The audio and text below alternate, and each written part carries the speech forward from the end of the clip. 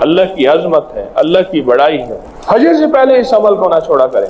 آپ کی تونگری، آپ کا مال، آپ کی حفاظت، آپ کی نسلوں کی حفاظت، آپ کے رزق کی حفاظت، آپ کے صحت کی حفاظت، یہ حیرت انگیز طور پہ اللہ پاک غیبی نظام بناتا ہے اور سارا نظام بہترین چلتا ہے۔ قرآن کہتا ہے کہ صبح سانس لیتی ہے، وَالصُّبْحِ إِذَا تَنَفَّسَ۔ کیا معنی ہے اس کا؟ سانس زندگی ہے، اور صبح کے وقت جو سانس ہوتا ہے وہ کہیں نہیں ملتا۔ ہمارے کراچی کے ایک دوست کہنے لگے میرے والد صاحب کو اچانک تکلیف ہوئی، ہسپتال لے جانے کے لیے میں باہر نکلا تو ایک ٹیکسی ملی، میں نے انہیں بٹھایا، بات چلی کہ وہ ٹیکسی ڈرائیور نہیں ہے، کراچی کا بہت بڑا مالدار آدمی ہے، اسے دل کے ڈاکٹروں نے بتایا ہے کہ اگر تو نے اپنا دل بچانا ہے، تو نے اپنا دل بچانا ہے، وَالصُّبْحِ تَنَفَّسْ، صبح کی سانسیں لے۔ صبح نماز فجر سے پہلے اور نماز فجر کا دوران، جیسے اس وقت ہم نے نماز پڑھی ہے، اول وقت میں نماز پڑھی ہے نا، اول وقت، اس وقت میں جو سانسیں ہیں وہ لے لے، تیرا دل بچ جائے گا، ورنہ تو زیادہ عرصہ زندہ نہیں رہے گا۔ تو اس نے کہا میں نے سوچا کہ صبح کی سانسیں لینے کے لیے کیا کروں، میں نے اپنی سادہ پرانی سی گاڑی نکالی اور کراچی کی سڑکوں پہ پھرتا ہوں ٹیکسی ڈرائیور بن کے، جبکہ میں خود کراچی کا بہت بڑا رئیس ہوں، مالدار ہوں۔ وَالصُّبْحِ تَنَفَّسَ، یہی آیت ہے، اِذَا تَنَفَّسَ، ایک لفظ ہے، اس پہ آپ ذرا غور کیجئے گا۔ سانس ہے تو زندگی ہے، اگر یہ سانس نہیں تو زندگی نہیں۔ کیا یہ سچ ہے؟ جسم ختم ہو جاتا ہے جب سانسیں نکل جاتی۔ صبح میں رزق کا سانس ہے، صبح میں صحت کا سانس ہے، صبح میں جوانی کا سانس ہے، صبح میں رانائیوں کا سانس ہے، صبح میں فٹنس کا سانس ہے، اور صبح میں برکت کا سانس ہے۔ ہمارے ہاں کچھ مہمان گئے وہاں حویلی کی طرف، اس شہر میں جا کے رہے، مجھ سے کہنے لگے وہاں دن بہت بڑا ہے اور دن میں برکت ہے۔ میرے بھائی صاحب ساتھ بیٹھے کھانا کھا رہے تھے، کہنے لگے اصل میں لاہور میں دن کے 11-12 بجے اٹھتے ہیں، یہاں فجر کو اٹھتے ہیں، اس لیے دن بڑا ہے، اور فجر کی برکت سے دن میں برکت ہے۔ فجر وہ وقت ہے جب رزق تقسیم ہوتا ہے، اور تسبیح خانے نے تو کمال کر دیا، میرے اوپر بھی آپ کے اوپر بھی، کہ فجر کی دعائیں پڑھائیں حیرت انگیز، فجر سے پہلے دعائیں پڑھی لاجواب، فجر سے پہلے دعائیں پڑھی آیت الکرسی۔ ایک صاحب مجھ سے کہنے لگے، یہ پروگرام میں انہوں نے ایک بات بتائی اور ویسے بھی کئی لوگوں نے بتایا اور میں نے آپ کو بارہا بتایا، جو رزق کی تونگری چاہتا ہے، رزق مال چاہتا ہے، جو رزق اور مال چاہتا ہے، اور مال بھی بے بہا چاہتا ہے اور چاہتا بھی حلال ہے، یہ شرط ہے، حلال، طیب، طاہر، اور وہ کریم شہنشاہ اس بات پہ قادر ہے، دے تو حلال دے۔ تو وہ فجر سے پہلے آیت الکرسی پڑھے چند بار، نماز کی طرف جاتے ہوئے، آپ کا تسبیح خانہ نماز کی طرف جانا ہے، نماز کی طرف جاتے ہوئے چند بار آیت الکرسی پڑھے۔ مجھے کہنے لگے کہ رب نے میرے لیے برکت، وسعت، تونگری، دولت، عزت، مال کے حیرت انگیز دروازے کھولے اور بہت باکمال دروازے کھولے۔ رب نے میرے لیے برکت اور وسعت کے دروازے کھولے ہیں اس آیت الکرسی کی وجہ سے۔ اس میں ایک راز بتاتا ہوں، غور سے سمجھے گا۔ رات بھی آپ مجھے کہہ رہے تھے کہ ہمیں راز بتایا کریں، میں نے کہا جب سوتے ہو مجھے دکھ ہوتا ہے، پھر بات مختصر کر کے چلا جاتا ہوں۔ رات کو آفات اور بلائیں اترتی ہیں، غور سے نکتہ سنیے گا، آیت الکرسی کا راز سنیے گا۔ کوئی بھی عمل کر رہے ہیں بیکار نہیں کر رہے آپ۔ افحسبتم انما خلقناکم عبثا، تم سمجھتے ہو کہ ہم نے تمہیں بیکار پیدا کر دیا؟ رات کو رحمتیں اترتی ہیں، آفات اترتی ہیں، آفات کا کچھ حصہ فجر تک رہتا ہے، رحمتوں کا حصہ فجر تک رہتا ہے۔ اگر وہ رحمتوں کا حصہ ہم لینا چاہتے ہیں، آفات، بلیات جو رزق کو کھا جائیں، جو صحت کو کھا جائیں، جو تونگری کو کھا جائیں، جو راحت کو کھا جائیں، جو نسلوں کو کھوکھلا کر دیں، جو گھروں میں چین سکون ختم کر دیں، جو ہماری زندگی میں روگ بھر دیں، جو ہمیں اپنے فن اور سبجیکٹ سے دور کر کے فقیر، غریب، منگتا، بھکاری کر دیں، وہ آفات، وہ بلیات، وہ آفات، وہ بلیات جب بندہ چند بار آیت الکرسی پڑھتا ہے، اللہ پاک جل شانہ اس سے حفاظت فرماتے ہیں، اور رحمتوں کا وہ حصہ جو بچ جاتا ہے اس کی شان کریمی سے اتنا زیادہ آتا ہے وہ سارا حصہ اسے عطا کر دے. اس لیے بندے کہتے ہیں کہ فجر سے پہلے ہم آیت الکرسی جب پڑھتے ہیں مسجد کی طرف جاتے ہوئے ہم تونگر ہو جاتے ہیں، ہم مالدار ہو جاتے ہیں، ہم سخی بن جاتے ہیں، ہمارے لیے رزق وسعت کے دروازے کھل جاتے ہیں، برکت اور عافیت کے دروازے کھل جاتے ہیں. اس لیے کہتے ہیں صبح ایک سانس لیتی ہے اور سانس زندگی ہے، سانس کے بغیر زندگی نہیں. وہ سانس رزق ہے، صحت کا ہے، برکت کا ہے، رحمت کا ہے، راحت کا ہے، عافیت کا ہے. اور اس میں آپ آیت الکرسی پڑھ لیتے ہیں، اور آیت الکرسی پڑھنے سے وہ طوفان، وہ بلائیں، وہ آفات، وہ بلیات، وہ پریشانیاں، وہ مسائل، وہ مشکلات اللہ کے نام کی برکت سے ٹل جاتی ہیں. ایک حصار، ایک حفاظت، ایک کڑا اور ایک طاقت کا نظام آپ کے ارد گرد آ جاتا ہے. یہ آیت الکرسی کا راز ہے. پھر اگلی بات، آیت الکرسی اسم اعظم ہے. آیت الکرسی اسم اعظم ہے. جو بھی اسم اعظم نماز فجر سنتوں اور فرضوں کے درمیان پڑھا جائے، آیت الکرسی کے عمل میں یہ بات شامل ہے کہ سنتے گھر میں پڑھیں، یہ عمل میں حصہ ہے. آپ چونکہ تسبیح خانے میں ہیں، آپ کے یہ دونوں عمل قبول ہیں. سنتیں پڑھ کے گھر میں اور چلتے ہوئے آپ آیت الکرسی پڑھیں. سنتوں اور فرضوں کے درمیان کا جو عمل ہے قبولیت کا عمل ہے. اس کی وجہ ہے عمل سے پہلے دعا قبول ہوتی ہے، عمل کے درمیان دعا قبول ہوتی ہے، عمل کے بعد دعا قبول ہوتی ہے. اب درجات ہیں، عمل سے پہلے دعا قبول ہوتی ہے، عمل کے درمیان دعا مقبول ہوتی ہے، عمل کے بعد دعا محبوب ہوتی ہے. عمل سے پہلے دعا قبول ہوتی ہے، عمل کے درمیان دعا مقبول ہوتی ہے، عمل کے بعد دعا محبوب ہوتی ہے. آپ آیت الکرسی جب پڑھ رہے ہیں، حفاظت کا انوکھا نظام ہے، اور اسم اعظم کی انوکھی تاثیر ہے، اور اسم اعظم کا انوکھا طاقت کا کمال ہے. اس اسم اعظم کی طاقت اور کمال کی برکت یہ ہے کہ آپ کی زندگی میں ترقیاں، عزتیں، شان و شوکتیں، سارا دن کی حفاظت، سارے دن کا رزق اور سارے دن کی کفایت، ہر آفت، ہر بلا، ہر وبا، ہر دشمن، ہر وار اور ہر حاسد کا حسد، ہر نظر بد کی نظر سے اللہ پاک اس آیت الکرسی کی برکت سے محفوظ فرما دیتا ہے. کیا نظام ہے انوکھا، کیا نظام ہے انوکھا. شیخ تقی الدین ابن دقیق العید رحمت اللہ علیہ بڑے بزرگ تھے. ہمیشہ چادر اوڑھ کے مسجد میں آتے تھے، جمعے کی نماز پہ آتے تھے. آج تک ان کا چہرہ کسی نے نہیں دیکھا تھا. جب بھی جمعے پہ آتے تھے، باقی نمازوں میں نہیں آتے تھے، اپنی گھر کے قریب کی مسجد میں جماعت سے نماز پڑھتے تھے. آخری وقت میں فرمایا ایک راز ہے، بتا کے جانا چاہتا ہوں. وہ راز یہ ہے کہ میں نے سنا تھا جو امام سے پہل کرے گا، جو امام سے پہل کرے گا رکوع، سجدہ، قیام، کسی بھی چیز میں، اس کا چہرہ گدھے کا بنا دیا جائے گا قیامت کے دن. میں نے سوچا میں پہل کر کے دیکھوں تو صحیح، کیونکہ اللہ کے قریب تھا. قریب والوں کو پکڑ زیادہ ہوتی ہے کہ تم تو راز و نیاز جانتے تھے، تم بھی ایسا کرتے ہو. اللہ نے دنیا میں میرا چہرہ گدھے کا بنا دیا، دنیا میں میرا چہرہ گدھے کا بنا دیا. ساری عمر میں منہ ڈھانک کے آتا رہا، اور میں مرنے لگا ہوں، لوگوں سے کہہ رہا ہوں خیال کرنا امام سے پہل نہ کر. اور اللہ کا وعدہ سچا ہے، اللہ کا وعدہ حق ہے. میں اس کی نعمت بڑھا دیتا ہوں، اور میں نے دیکھا ہے اللہ نے اس کی نعمتوں کو بڑھا دیا ہے. ایک درویش تھے، ایک مسجد ہے کوبے والی، ان میں ان کی قبر ہے. کوئی زیادہ سال نہیں گزرے، زیادہ 40-50 سال گزرے ہوں گے. وہ جب دنیا سے فوت ہو گئے تو ان کی دل کی دھڑکن بہت تیز تھی. دل زندہ ہے کہ نہیں، فوت ہو گیا. ڈاکٹر کو بلایا، اس نے کہا جی جسم سارا فوت ہو گیا ہے. اس نے کہا دل، انہوں نے کہا دل نہیں مرا. میں ان کی قبر پہ کبھی کبھار جایا کرتا ہوں، ایک مسجد کے ایک کونے میں ہے. وہ دل زندہ تھا، دھڑک رہا تھا.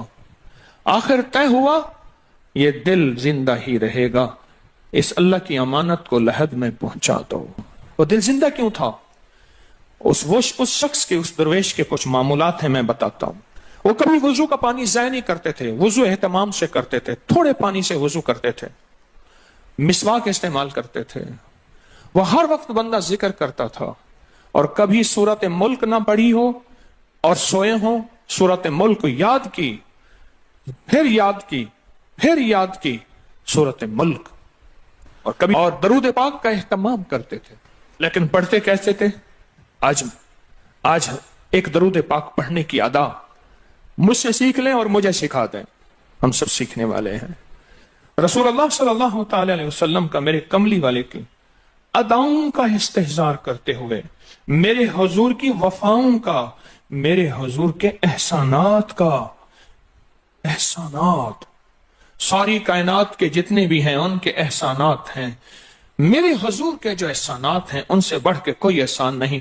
کسی نے امام زید سے پوچھا، جن کے نام پہ زیدی سادات ہیں، وہ ڈوب کے کچھ پڑھ رہے تھے، بہت ڈوبے ہوئے۔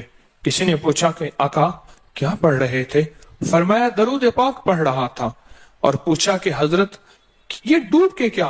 کہا اپنے بڑوں کے احسانات کا استحضار تھا کہ انہوں نے ہم پہ احسان کیا۔ امام زید کی ادائیں ہیں، استحضار ہو ساری کائنات کے احسانات، لیکن جو احسان میرے کملی والے کا ہے وہ کسی کا ہو نہیں سکتا، جو احسان میرے آقا کا ہے وہ کسی کا ہو نہیں سکتا۔ احسانات ہوں، اچھا پہلے تصور میں آئیں گے، پہلے زبان پہ، پھر تصور پہ، پھر توجہ پہ، اور پھر ایک وقت ایسا آئے گا، ایسا محسوس ہوگا کہ میرا حضور ہے، ان کے ہاتھ مبارک ہیں، حوض کوثر کا پیالہ ہے، وہ مجھے دے رہے ہیں، میں پی رہا ہوں، اور اس کا ذائقہ میری زندگی میں کبھی جائے گا ہی نہیں۔ ایسا ہوتا ہے، جن کے ساتھ یہ بیتی ہے بات، ایسا ہوتا ہے، اور 100% ہوتا ہے، اور 100% ہوتا ہے، ایسا ہوتا ہے۔ مشق کرتے کرتے آپ اس مقام تک پہنچ جائیں گے، مشق کرتے کرتے اس مقام تک پہنچ جائیں گے، خود محسوس ہوگا اور جاگتی آنکھوں سے محسوس ہوگا۔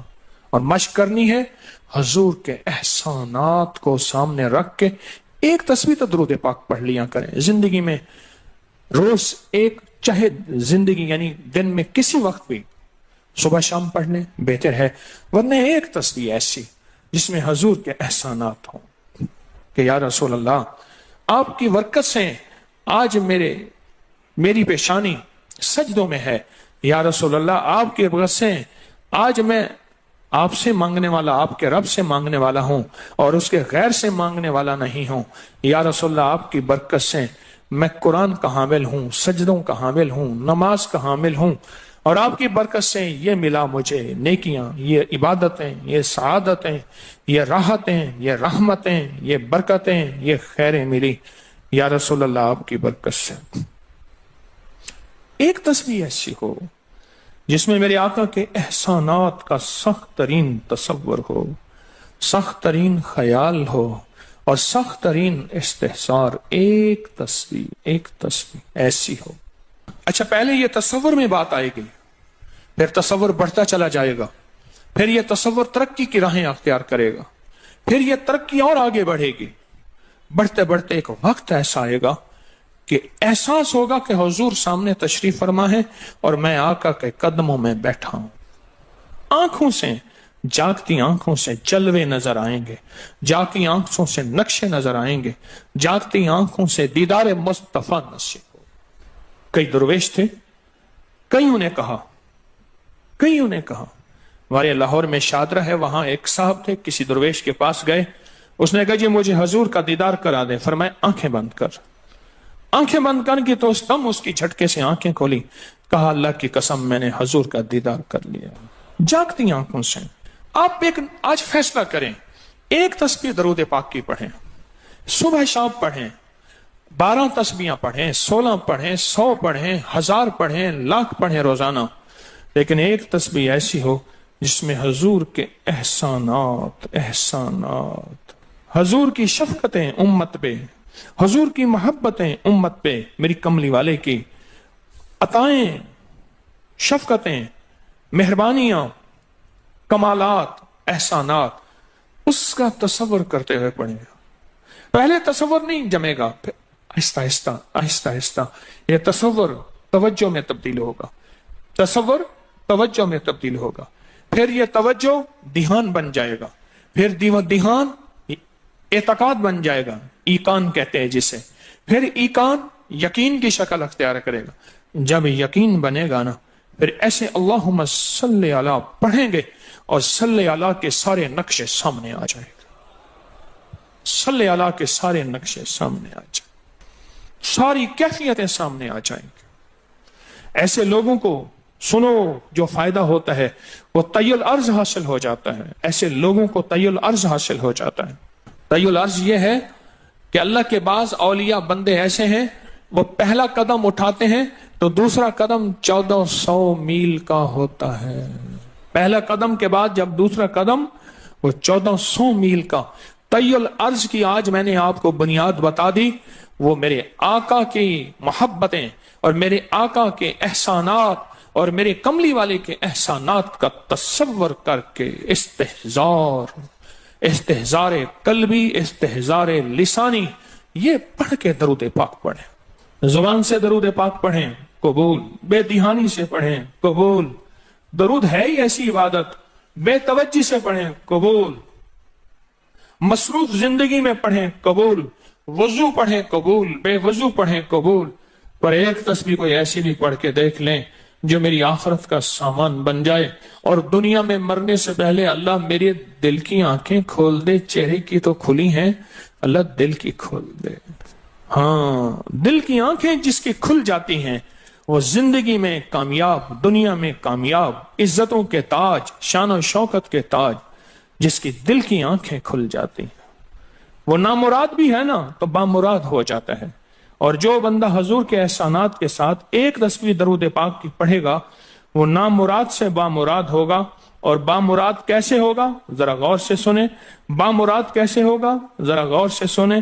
بامراد ایسے ہوگا، بامراد ایسے ہوگا کہ اللہ پاک اگر اس کی پیشانی پہ بدبختی، شقاوت، ذلت، لعنت لکھی ہے، اللہ درود پاک استحضار سے پڑھنے کی برکت سے اس کی پیشانی پہ رحمت، عطا اور شفقت، مہربانی، محبت اور کرم لکھ دیتا ہے۔ ایک تسبیح ایسی پڑھ لیں جس ایک تسبیح پہ استحضار ہو، دل کی کیفیتیں، دل کی گہرائیاں ہوں، جس ایک تسبیح پہ۔ اس ایک تسبیح کے بعد پھر آپ اپنے وجود کو دیکھیں۔ ایک فائدہ اور ہوگا، جو جنہوں نے یہ عمل کیا انہوں نے بتایا، ایک فائدہ اور ہوگا، وہ فائدہ یہ ہوگا کہ جسم ہواؤں میں تحلیل ہو جائے گا، یہ وجود ختم ہو جائے گا، یہ جو موجودہ وجود ہے۔ دیکھیں، آپ جو خواب دیکھتے ہیں نا وہ بھی آپ کا وجود ہوتا ہے، وہ روح کی دنیا کا وجود ہوتا ہے، یہ تن اور من کی دنیا کا وجود ہے۔ اس وجود کو فنا ہے، روح کی دنیا کے وجود کو فنا نہیں ہے، بقا ہے۔ پھر آپ کو روح کی دنیا کا وجود ملے گا، اور روح کی دنیا کا وجود پھر کائنات کی سیر کرے گا اور کائنات کے جلوے دیکھے گا، کائنات کے مظاہر اور منظر دیکھے گا۔ پھر آپ زبان پہ نہیں لا سکیں گے کہ لوگوں کے برتن چھوٹے ہیں، اور فرمایا پھر یہ شخص اپنے آپ کو چھپائے گا ایسے جیسے کوئی ناپاک کپڑے کو چھپاتا ہے، اپنے عیبوں کو جو چھپاتا ہے ایسے اپنی اس ولایت کو چھپائے گا۔ ایک تسبیح سے ابتدا ہوتی ہے، ایک تسبیح سے۔ میرے شیخ رحمت اللہ علیہ نے مجھے 1984 میں بیعت فرمایا اور اس ایک تسبیح کے پڑھنے کی ترتیب فرمائی۔ اللہ کرے مجھے بھی مل جائے۔ مشق کریں، محنت کریں، ایک تسبیح ایسی مل جائے درود پاک کی جو میرے وجود کے اندر کے سارے نظام کو دھو دے، میرے من کو، میرے تن کو دھو دے، میرے جذبوں کو دھو دے، میری آنکھوں کو، میرے کانوں کو دھو دے، میرے ہاتھ پاؤں کو دھو دے، میری ناپاک تنہائیوں کو دھو دے، اور ایسا دھو دے کہ جب اللہ کے حضور حاضر ہوں جیسے میرا کفن سفید ہو ایسے میرا دل بھی سفید ہو، سیاہ نہ ہو۔ یہ ایک تسبیح میری زندگی میں، ایک تسبیح ایسی ہو، میرے حضور کا احسان کر، آپ کے احسانات۔ اللہم صلی علی محمد و آل محمد، اللہم صلی علی محمد کما تحب و ترضی لہ، اللہم صلی علی محمد بعدد کل دائن و دوائن وبارک وسلم۔ کوئی بھی درود، مسنون درود ہے، اسے پڑھیں، ایک تسبیح پڑھیں، پر پڑھیں ایسے۔ اور میں یہ نہیں کہتا کہ صرف ایک ہی پڑھیں، یہ میں ابتدا بتا رہا ہوں، یہ ابتدا بتا رہا ہوں۔ اگر اس ابتدا میں ایک تسبیح ایسی پڑھنی شروع کر دیں जिंदगी कमाल, हैरत अंगेज कमाल। टेंशन का इलाज आखिरी दर्जे का, ज़हनी दबाव तनाव का इलाज, हाई ब्लड प्रेशर का इलाज, लाइलाज बीमारियों का इलाज, उलझी हुई जिंदगी का इलाज, नामुमकिन मसाइल का इलाज और परेशानियों का इलाज, दुखों का इलाज, मसलों और मुश्किलों का इलाज एक तस्बीह ध्यान से पढ़ी हुई। फिर एक तस्बीह करेंगे क्या? ये फरिश्तों को हदिया करें कि मेरे आका की बारगाह में पहुंचाएं। नेक जमजम की रूहें उनको हदिया करें, मेरे आका की बारगाह में पहुंचाएं। और अल्लाह के नेक वलियों को, सालेहीन को हदिया करें और नेक जिन्नात को हदिया करें। हाँ, ये एक तस्वीर हदिया करें। फरमाया किताबों में है, जितनी भी नेक रूहें हैं इस दुनिया में, कायनात में जहां भी वो बंदा फौत होता है, हर नेक रूह, जन्नती रूह जमजम के कुएं में उसका कयाम है, उसका मस्कन, उसका कयाम जमजम के कुएं में है। और जितनी भी बदकार रूहें हैं वो दुनिया में जहां भी मरे, उनका कयाम बरहूत एक कुआं है जो यमन में है, उस कुएं में उनका कयाम है। हज़रत शेखुल हदीस ने अपनी किताब में लिखा रहमतुल्लाह अलैह ने, फरमाया कि एक शख्स था, अमानतें रखता था, लोग अमानतें उसके पास रखते थे। एक शख्स अमानत रख के उसके पास सफर में गया, अरसे के बाद आया तो वो फौत हो गया था। बेटा अमानत देने से इनकारी था, परेशान हुआ, मक्का के दरवेशों के पास गया कि क्या करूं। फरमाया रात के आखिरी पहर में जमजम के कुएं पे जा और आवाज दे उस शख्स को जो अमानतें रखता था, तुझे पहली आवाज में जवाब देगा और तुझे बताएगा कि तेरी अमानत कहां है।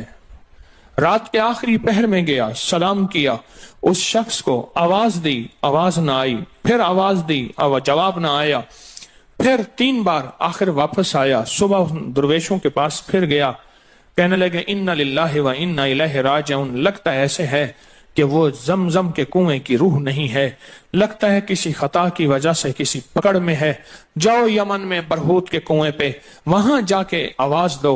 वो फिर सफर करते हुए बरहूत के कुएं में गया, रात के आखिरी पहर में आवाज दी तो पहली आवाज में जवाब मिला, तेरी अमानत मौजूद है और वो तेरी अमानत फला जगह पड़ी है, उसको खोद के निकाल ले। और पूछा आप यहां कैसे? कहा कि बस कोई अमल ऐसा हो गया था जिस अमल की वजह से मैं इस वक्त बदकार रूहों के साथ हूं। जितने भी नेक रूहें हैं पूरी कायनात में, अज़ल से लेकर अब तक, आखिरी दम तक, आदम से लेकर आखिरी दम तक, जितनी भी नेक रूहें हैं वो सारी नेक रूहें, वो सारी नेक रूहें जमजम में रहती हैं। जो दरूद पाक पढ़ें, जो नफली इबादत पढ़ें, जो तस्बीहात पढ़ें, जो जिक्र करें, जो हदिया सदका करें, वो क्या करें? सारे फरिश्तों को पहले हदिया कर दें, फरिश्तों को हदिया कर दें। उनमें वो फरिश्ते भी मौजूद होंगे जो मेरे हुजूर के रोजे पे जाएंगे। सुबह फजर के बाद फरिश्ते जाते हैं, फरिश्ते फजर से लेकर असर तक फरिश्ते दरूद सलाम मेरे हुजूर के रोजे पे पढ़ते हैं।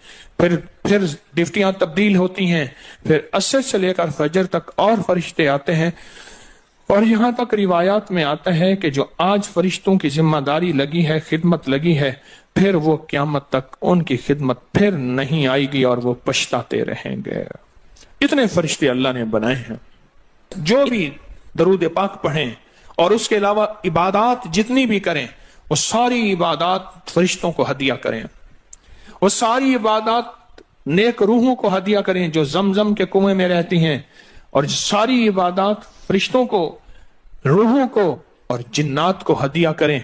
और उनसे कहें कि अल्लाह से दुआ करें, अल्लाह मेरे ये काम बना दे। फिर काम बनते देखें, फिर मसाइल हल होते देखें, फिर नाकामियां खत्म होते देखें, फिर हालात को इंशाअल्लाह संवरता देखें, संवरता देखें, संवरता देखें। बहुत मैंने ताकतवर वजीफा, बहुत ताकतवर अमल और बहुत ताकतवर एक कुंजी और एक राज दे दिया आपको। बहुत अजब अमल है, बहुत ताकतवर और बहुत हैरत अंगेज अमल है, जो मेरा नहीं, सदियों से आजमूदा है, सदियों से आजमूदा है। अल्लाह के दोस्त इसको करते चले आए हैं और अल्लाह के दोस्तों का आजमूदा अमल है बहुत ज्यादा, बहुत ज्यादा। पर एक तस्बीह ऐसी हो जो तवज्जो से, जो एहसानात का तसव्वुर करके جو میرے کملی والے کے احسانات کا تصور کر کے احسانات کا تصور کر کے کوئی ایک تسبیح ایسی ہو ڈوب کے، یا اللہ دنیا میں ایسی جگہ کوئی کہیں ہوتی، یا اللہ دنیا میں ایسی جگہ کوئی کہیں ہوتی، اکیلے بیٹھے رہتے یاد تیری دل نشیں ہوتی۔ کوئی ایسی جگہ ڈھونڈ لیں، نہیں ملتی، کوئی ضروری نہیں اپنے دل کو تنہائیوں میں لے ہیں۔ وہ کیسے؟ دنیا کے مشغلوں میں ہم باخدا رہے، دنیا کے مشغلوں میں ہم باخدا رہے، سب کے ساتھ رہتے ہوئے سب سے جدا رہے، سب کے ساتھ رہتے ہوئے سب سے جدا رہے۔ کوئی لمحہ ایسا اپنے آپ کو تنہا کر لیں، کوئی لمحہ ایسا اپنے آپ کو فارغ کر لیں، کوئی لمحہ ایسا اپنے آپ کو تنہائی میں بٹھا کے نا ایک تسبیح درود پاک کی، اور تسبیح نہیں ہے یہ انگلیوں کے نشان تسبیحیں ہیں۔ یہ پھر تسبیح بھی جہاں گواہی دے گی وہاں قیامت کے دن یہ انگلیاں بھی گواہی دیں گی۔ پھر یہ تسبیح ہدیہ کریں، فرشتے ٹوٹ پڑتے ہیں اس درود پاک کے ہدیے پہ۔ کیوں؟ ان کی غذا ہی نور ہے، اور درود نور ہے۔ ان کی غذا ہی نور ہے اور درود نور ہے۔ ان کی غذا ہی یہی برکت ہے اور درود برکت ہے۔ ان کی غذا ہی خوشبو ہے اور درود خوشبو ہے۔ ان کی غذا بھی یہی ہے۔ ایک تسبیح ایسی ہو جس پہ آپ دیوانے ہو جائیں۔ یہاں تک کہ بعض مشاہدات میں یہاں تک کہتے ہیں، دیکھنے والے اہل نظر کہتے ہیں کہ ایک تسبیح جو دھیان والی پڑھی اور فرشتوں کو مسلسل ہدیہ کیا، روحوں کو ہدیہ کیا اور جنات کو ہدیہ کیا، تو کچھ ہی عرصے میں فرشتے جاگتی آنکھوں سے نظر آنا شروع ہو جاتے ہیں، اور روحیں خواب میں آ کے شکریہ ادا کرتی ہیں، اور جنات جاگتی آنکھوں سے، جنات دیکھیں اللہ نے جنات کو اوجھل کر دیا، پردے دے دیے، روحوں کے سامنے پردے دے دیے، فرشتوں کے سامنے پردے دے دیے۔ فرشتے ہیں، میری آنکھ نہیں دیکھ سکتی، ارواح کا نظام، روحوں کا نظام ہے، میری آنکھ نہیں دیکھ سکتی، جنات کا نظام ہے، میری آنکھ نہیں دیکھ سکتی۔ اللہ پاک پھر پردے ہٹا دیتے ہیں، رخ سے پردے ہٹے، رخ سے پردے ہٹے، طور جلنے لگا، میرے ساقی کا مجھ پہ کرم ہو گیا، میرے ساقی کا مجھ پہ کرم ہو گیا۔ یہ ایک تسبیح آج کا سبق ہے، کملی والے کی محبتوں کا سبق ہے، ایک تسبیح۔ درود پاک وہ عبادت ہے جس عبادت کے کرنے والا کبھی محروم نہیں رہتا، اس عبادت کو پڑھنے والا کبھی محروم نہیں رہتا۔ درود پاک وہ عبادت ہے، ہر عبادت کے لیے اخلاص کی ضرورت ہے، مخلص ہونا ضروری ہے۔ ہر عبادت کے لیے، ہر عبادت کے لیے اخلاص اور مخلص ہونا ضروری ہے، لیکن درود وہ عبادت ہے جس کے لیے مخلص ہونا بھی ضروری نہیں۔ اگر کوئی بندہ دکھاوے کی نیت سے درود پڑھتا ہے تب بھی قبول ہے، قبول ہے، قبول، لیکن مومن کبھی دکھاوے کی نیت سے پڑھ ہی نہیں سکتا۔ مومن کے اندر تو للہیت اور اخلاص ہوتا ہے اور اللہ کی رضا ہوتی ہے، مومن کبھی دکھاوے کی نیت سے درود نہیں پڑھتا۔